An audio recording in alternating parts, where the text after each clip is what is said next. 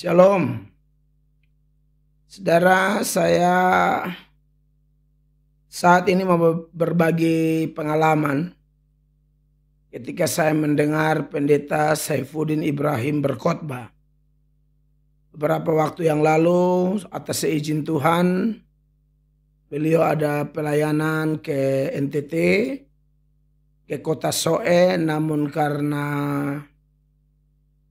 saya dalam salah satu video ketika saya menanggapi video luar biasa saat hambanya ini, hamba Tuhan Bapak Pendeta Saifuddin Ibrahim, seorang murtadin yang kemudian diselamatkan dan dipakai menjadi pendeta, meninggalkan segala kenyamanan dunia, kekayaan, dan kehormatan dunia. Lalu kemudian beliau menjadi seorang hamba Tuhan sampai hari ini. Dan kemudian kita tahu bahwa khotbahnya atau mungkin buku-bukunya menjadi penyebab kemudian beliau masuk penjara. Sebelum beliau masuk penjara, beliau itu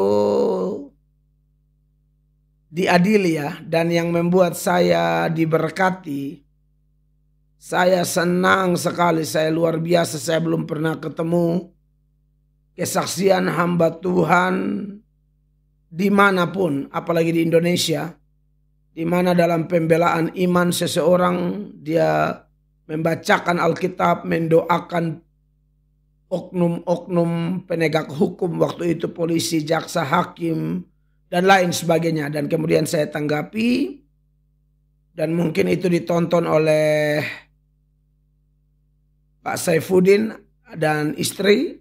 Kemudian kami telepon-teleponan dan berujung ketika beliau atas seizin Tuhan datang ke kota Soe dan akhirnya meresponi kerinduan saya, permintaan saya untuk khotbah di gereja Tuhan yang saya pimpin di Kota Kupang. Nah, sesuai tema nih, menarik dari khotbah beliau nih, saya mau bahas sesuai tema. Jadi selain beliau membahas betapa menderitanya masuk penjara, dan dari data-data ayat yang beliau angkat waktu beliau berkhotbah di gereja Tuhan yang saya pimpin itu data-data Alkitab semua tepat. Dari data itu kemudian didukung dengan pengalaman nyata seputaran bagaimana dipenjarakan karena Injil. Lalu sementara di penjara pun Tuhan bekerja begitu rupa sehingga banyak orang diselamatkan. Nah, ada hal menarik yang saya lucu waktu itu ketika beliau khotbah. Beliau bilang sementara di penjara otomatis dong orang-orang Kristen, orang-orang percaya dari mana-mana datang bantu beliau, mulai dari kebutuhan-kebutuhannya bahkan uang, dan uangnya pun ada rupiah, ada dolar, segala macam begitu. Lalu beliau bilang, Pak Mel, ini sementara beliau khotbah nih. Jadi kalau Pak Mel mau punya banyak duit, masuk penjara katanya. Itu kami satu gereja tertawa semua, saya, istri, dan jemaat Tuhan. Dan itu jujur itu KKR yang buat saya hanya 1 hari, 2 hari sebenarnya. Satunya di pantai ketika kami retreat, 1 harinya di gereja. Dan saya merasakan berkat luar biasa dari kesaksian Bapak Pendeta Saifuddin Ibrahim. Bahkan sampai hari ini dukungan saya kepada Bapak Pendeta Saifuddin Ibrahim dalam doa dan lain sebagainya, dalam artian saya tetap berdoa supaya hamba Tuhan ini dipakai Tuhan sampai finish, sampai akhir hayat beliau tetap menjadi saksi luar biasa. Karena secara jujur tidak mudah orang mengalami perjalanan iman seperti Pendeta Saifuddin Ibrahim. Ya, dan waktu beliau di penjara itu saya ingat, karena banyak bantuan apa segala macam, orang-orang percaya, hamba-hamba Tuhan termasuk pendeta-pendeta, Pak Gilbert dan lain sebagainya datang mengunjungi beliau. Kalau waktu itu kan saya belum kenal dan saya memang kayaknya masih mahasiswa teologi ya. Saya hanya dengar-dengar, saya belum jadi gembala. Makanya puji Tuhan banget waktu Pak Saifuddin mau melayani di gereja kami itu saya betul-betul dikuatkan. Kami satu gereja dilawat Allah, kami menangis sejadi-jadinya karena orang yang berlatar belakang Kristen saja, apalagi di daerah kami di NTT yang berkantong Kristen itu belum tentu mengalami seperti yang beliau alami. Mungkin ada, tapi kalau orang dari latar belakang Islam seperti ini tinggalkan segala sesuatu, kenyamanan pribadi, kenyamanan dunia, pangkat, kehormatan, kekayaan, rumah kalau tidak salah. Saya ingat itu mungkin ada di channel juga, channel saya ini, waktu kami berdua makan seibabi itu. Saya ingat beliau rela tinggalkan itu dan dia tidak mau bertengkar dengan keluarga hanya gara-gara warisan. Itu luar biasa. Ya. Nah, jadi waktu beliau bilang masuk penjara dapat banyak uang seperti tema ini yang saya pikirkan, saya ingat-ingat beliau. Saya lagi ingat beliau. Jujur saja beberapa waktu ini saya sedang nonton di YouTube seputaran strike itu ya. Tetapi saya tidak ada urusan di situ. Hanya saya ini dididik oleh Tuhan. Saya kalau belajar firman dan saya ajarkan firman, saya bilang kalau kita mau bersatu dengan orang lain, menganggap orang lain itu lebih baik, lebih utama, yang pertama kita lihat dulu kejelekan kita. Pasti ada, tidak mungkin tidak ada. Yang kedua kita lihat kebaikan orang lain. Kita lihat karunia apa yang ada pada dia dan yang tidak ada pada kita. Itu akan sangat membantu kita untuk tetap berpikir positif. Bukan berarti kita seada-adanya ya. Orang sesat juga kita positif, bukan begitu. Orang bejat moral juga kita positif, bukan begitu. Maksud saya dalam hubungan kita kemitraan sebagai sesama hamba Allah atau orang percaya, saya pikir hal-hal tadi perlu tuh. Lihat kejelekan kita, lihat kebaikan orang. Dan yang ketiga, lihat karunia apa yang tidak ada pada kita tapi justru ada pada dia. Seperti yang Pak Saifuddin alami itu menurut saya, wah, saya tidak ada pada saya begitu loh. Seseorang yang bayar harga untuk kemuliaan nama Tuhan. Soal strike beberapa waktu itu saya jujur bikin video ini, saya sedikit terdorong ketika melihat video-video itu.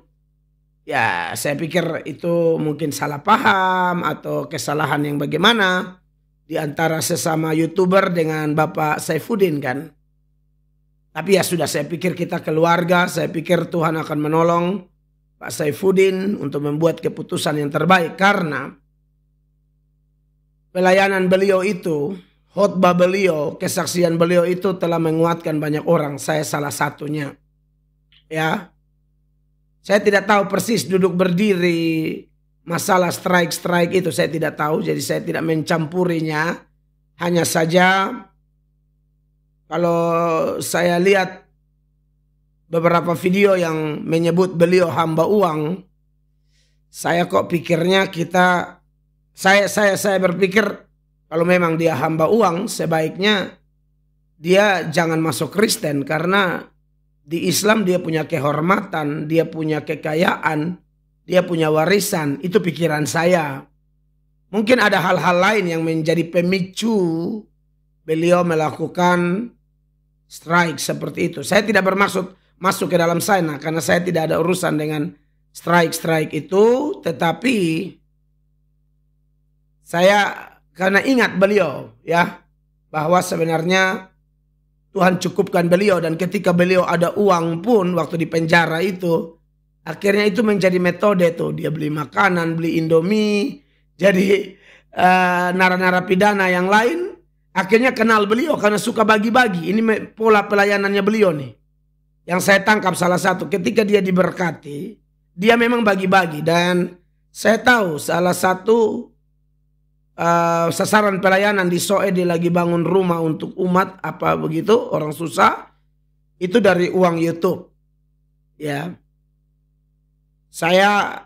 Makanya saya pikir kalau ada beberapa YouTuber, kawan-kawan Kristen, ayo kita bersaudara, bikin tema, kita pikir-pikir. Saya takut menjadi celah bagi setan, akhirnya merusak hubungan kita semua. Lalu membuat orang salah sangka begitu tentang Bapak Pendeta Saifuddin atau tentang kawan-kawan YouTuber yang lain. Kita semua pasti tidak sempurna, mau Pak Saifuddin, mau saya yang pada saat ini bikin video pasti tidak sempurna, pasti. Teman-teman Kristuber yang lain juga tidak sempurna. Ayo, semua kita lah, saya, Pak Saifuddin, teman-teman, ayo kita bangkit, saling mendukung. Saya pikir kalau masalah strike itu bisa diselesaikan dengan baik. Sebagai saudara dalam Tuhan itu jauh lebih baik.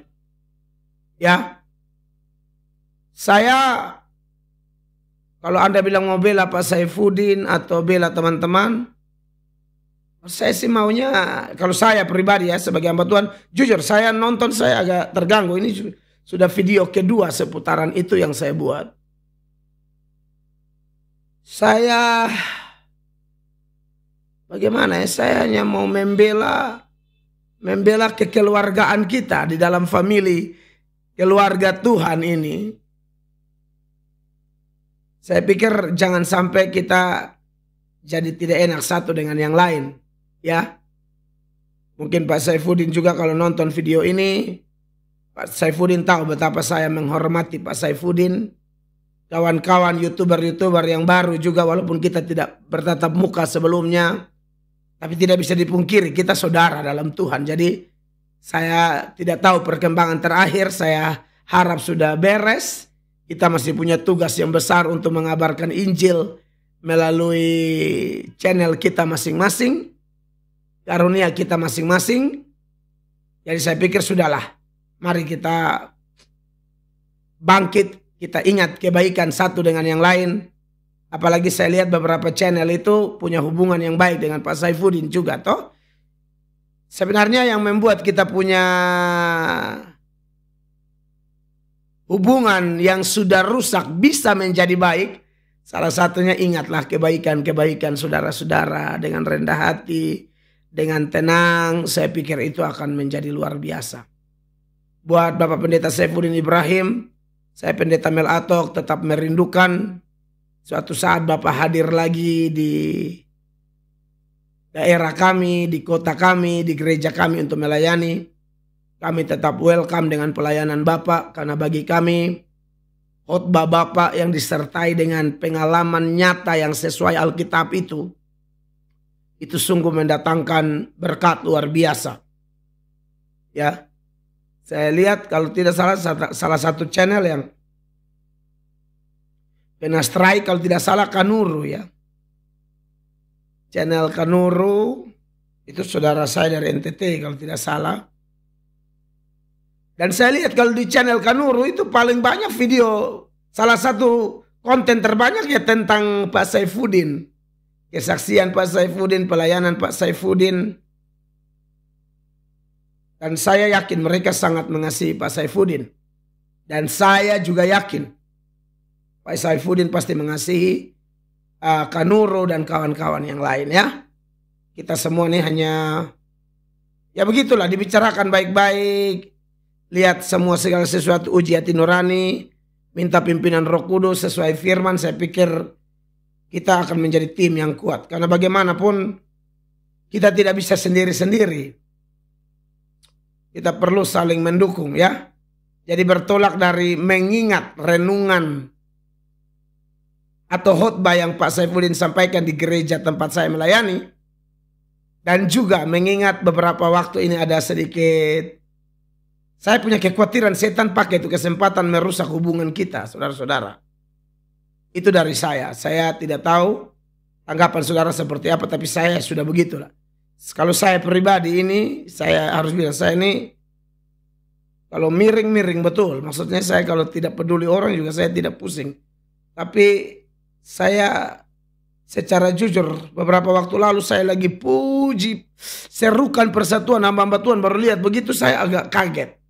Makanya saya buat video-video seperti ini, karena saya mengasihi semua hamba Tuhan, Bapak Saifuddin, dari Kristuber yang lain, Saudara Pavel 88, Saudara Effendi Usman, Saudara Kanuru, dan lain sebagainya. Kita keluarga, kita tenang-tenang sudah ya. Ini masukan dari saya, saudara dalam Tuhan ya. Saya pikir kalau kita mau keras, kalau kami di NTT bilang kepala angin, lawan penyesat-penyesat apa semua kita mainkan. Lawan orang-orang yang coba-coba serang agama Kristen, kita tabrak sampai habis-habisan. Tapi kalau sesama kita, ya sekalipun ada kesalahan-kesalahan fatal, saya pikir jurus atau rumus mengampuni itu tidak boleh dilupakan ya. Ini dari saya Pendeta Mel Atok. Kalau bisa didengar, terima kasih. Tuhan Yesus memberkati ya. Salam saudara-saudaraku.